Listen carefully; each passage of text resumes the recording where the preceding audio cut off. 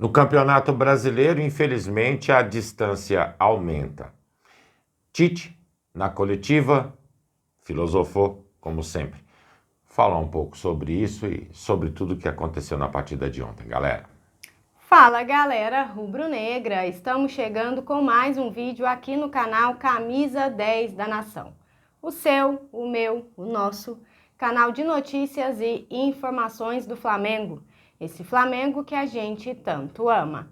Mas antes de começarmos com as notícias, gostaríamos de pedir a você que acompanha o nosso canal e ainda não é inscrito, para se inscrever aqui embaixo no botão inscreva-se, ativar o sininho da notificação, porque assim, sempre que postarmos um vídeo novo, você será notificado. E claro, deixar também o seu like e o seu comentário, porque isso ajuda demais o nosso trabalho e é muito importante para nós. E como sempre falamos, é rapidinho. Papum. E deu. Assim é, amigos. Bom, bora começar então com as notícias. Independente das controvérsias que geraram a partida de ontem, mais uma vez, dois detalhes precisam ser comentados. Primeiro, no gol inicial do Grêmio, houve uma falta de Cristaldo em cima de Alan. E isso foram os especialistas que falaram, não somos nós torcedores do rubro-negros que estamos falando não, tá? Dali se originou o 1-0. VAR nem foi chamado, ou nem pediu para rever o lance. Outro lance, Carlinhos expulso. Galera, árbitro de costas, não viu, simplesmente confiou no que ouviu. Expulsou o Carlinhos de campo. Outra vez, nem o VAR foi chamado ou consultado. Pô, o que acontece, né? É sempre contra a gente as mesmas coisas. E para complicar um pouquinho mais, Carlinhos ontem ainda sofreu atos raciais no estádio do Grêmio. O que eu acho engraçado é que a nossa população passa por uma miscigenação histórica. E mesmo assim continua papagaiada dentro do Brasil. Oh, acorda, gente. A gente não gosta muito de falar sobre esses temas, mas novamente lá, né? Lá. É incrível como isso acontece. Meu Deus, lamentável. E os outros lances aí de não chamar VAR, não olhar, não pedir revisão, nós já estamos acostumados com esse tipo de situação quando se trata de Flamengo, né? E com relação a Carlinhos também já esgotou meu repertório. Não tenho mais o que falar. Ele simplesmente foi expulso. Bom, galera, seguindo com as notícias, ontem o Flamengo perdeu para o Grêmio em Porto Alegre por 3-2. Mas devemos admitir aqui que a atuação dos garotos foi muito positiva. Após o jogo na coletiva, o Tite destacou o desempenho da equipe com uma declaração curta e grossa. Ele disse o seguinte: a melhor forma de obtermos êxito nessa sequência de jogos, quinta, domingo, quinta, era dessa forma, poupando atletas. Não tinha condição de desempenho para os atletas titulares. No jogo de hoje, vou ser curto e grosso. O Flamengo jogou. O Grêmio ganhou.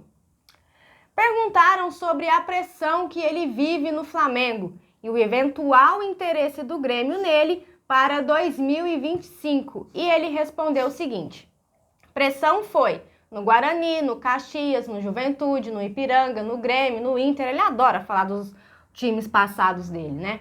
Vai ser sempre assim. É atividade profissional que ela seja dessa forma. Especulações é de vocês, não de minha parte, porque tenho muito orgulho de ser técnico do Flamengo. Só a gente que não tem orgulho de ter você como treinador. Verdade.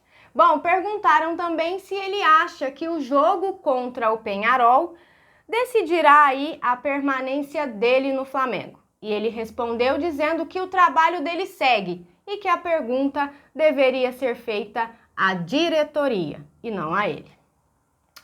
Bom, perguntaram se ele vai priorizar alguma competição.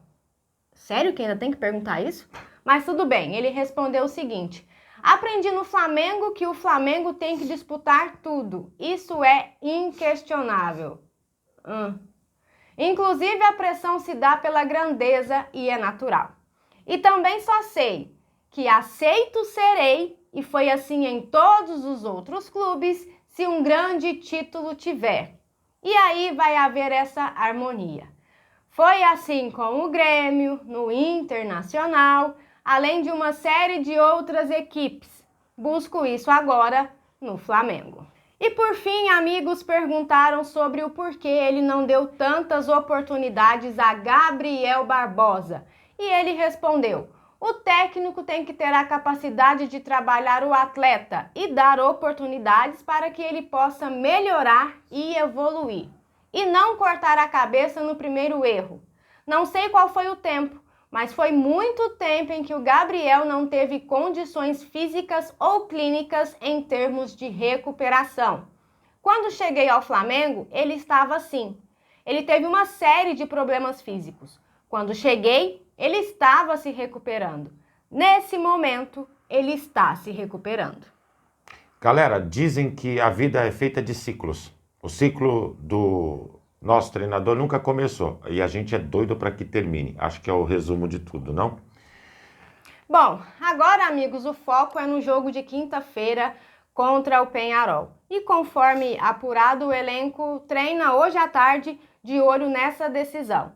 Mais uma vez, tomara aí que essa estratégia montada por Tite e companhia dê certo nesse jogo de quinta, né? Falando no jogo de quinta-feira, Galvão Bueno deu um pitaco com relação a essa rodada da Copa Libertadores e todo mundo sabe, ele torce por Flamengo. Quando chegou na pergunta Peñarol e Flamengo, ele disse o seguinte: terá uma missão difícil. Nós, nesse momento, compactuamos da ideia dele. A gente torce muito, quer que o Flamengo tenha um resultado positivo, mas vai ser muito complicado. Realmente vai ser um jogo muito difícil. E galera, no Mesa Redonda da Gazeta, passou por lá o técnico Geninho, jogador de futebol, ganhou vários títulos, inclusive campeão brasileiro com o Atlético Paranaense, foi treinador no Oriente Médio, e ele foi questionado sobre o que faltou para a carreira dele. Segundo ele, ser treinador do Flamengo. Sempre teve essa vontade, hoje, aos 76 anos, sinceramente, eu nem sei se o Geninho ainda é técnico de futebol, de verdade. Foi um grande treinador, sim. Infelizmente, não teve a oportunidade, tanto para ele quanto para nós. Realmente teria sido um bom nome, inteligente nas armações de equipes e, de repente, ter um futebol que talvez até fosse condizente com o Flamengo. As coisas passam, a chance não apareceu.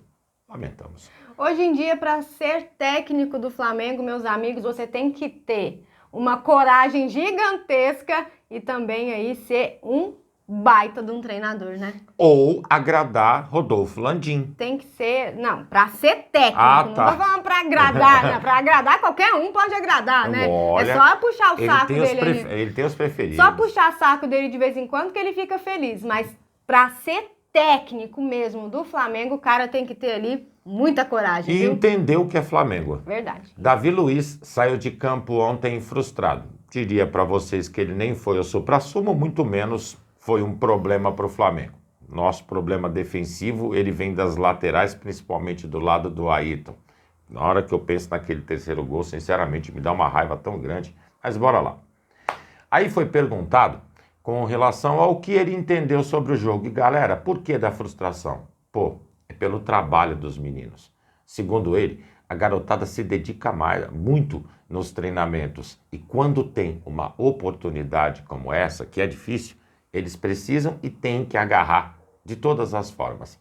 E ele concluiu a ideia mais ou menos assim. Eles trabalham muito. Mesmo com um a menos, eles se dedicaram. Tivemos oportunidades, buscamos o placar, tivemos o controle do jogo. Tudo isso é verdadeiro, galera, mas a eficiência foi deles. Infelizmente, o que importa no placar? Posse de bola? Não. Chutes a gol? Não. É bola na rede. Cai muito dentro do que o próprio Tite, isso a gente concorda, eu pelo menos concordo com ele na coletiva que ele disse. O Flamengo jogou, o Grêmio ganhou. Esse é o resumo da partida. E ele finalizou dizendo, uma pena para o Flamengo e para os meninos. Realmente, né? Ontem o Tite aí optou por poupar o time titular para esse jogo. E quem aproveitou muito essa oportunidade foi Matheus Gonçalves, cria, né, Matheus Gonçalves. O jovem ontem foi um dos principais jogadores do Fla em campo. Além do gol, o meio-campista participou da maioria das ações ofensivas da equipe e se movimentou muito na partida. No intervalo do jogo, em entrevista, o cria revelou o conselho que recebeu de Davi Luiz, que o fez mudar aí a forma de chutar no gol do adversário. Ele disse o seguinte: é fruto de muito trabalho. Sempre tive a mania de virar o pé na hora do chute, mas o Davi Luiz sempre corrigia e falava: lá, no canto aberto, lá é mais difícil. A chapada é mais difícil para o goleiro. Parece que o conselho aí foi bem aproveitado por nosso Matheus Gonçalves. Fez um golaço ontem, né? Um corte bem dado na quina da grande área, uma bola bem colocada no canto oposto do goleiro. Realmente uma jogada muito bem feita, coisa que, para mim, é totalmente normal se tratando de Matheus Gonçalves. Um grande jogador. Esse menino tem um futuro enorme pela frente. Quem sabe Davi Luiz, depois que se aposentar, não vira aí um coach dessa garotada, né? Eu espero que técnico não, senão é mais um na fila do Flamengo, aí complica tudo, né? Bom, galera, e essas eram as notícias que tínhamos para vocês agora pela manhã. Lembrando, você que é novo no canal e ainda não é inscrito, dá uma forcinha pra gente, botão aqui embaixo, já se inscreve, deixa o seu like, o seu comentário, compartilhem pra geral, porque vocês sabem, juntos somos mais fortes. Muito mais fortes, amigos. Pessoal, fiquem bem, uma excelente semana a todos nós, um grande abraço, amigos, e até o próximo vídeo. Amigos e amigas. Tchau, tchau.